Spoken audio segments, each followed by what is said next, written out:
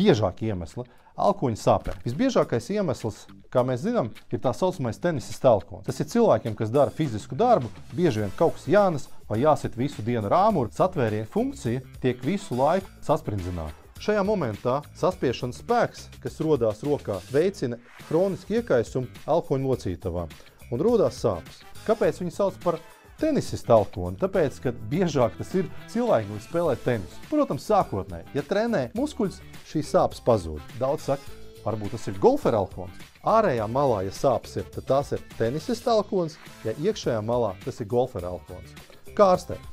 Protams, tas ir atsāpināšie preparāti un samazināt slodzi uz rokas, lai nebūtu saspringums. Un fantastiska lieta ir mikrocirkulācijas uzlabošana, jo tur ir hronisks iekaisums, kuru vajag mazināt.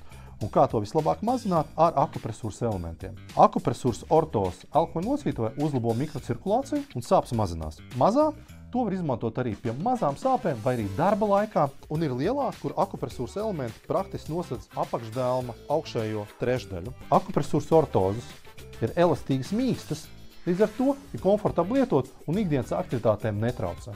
Lietojot akupresūras ortozes elkoņu locītavai un ātrāk tiekat no savām sāpēm elkoņos.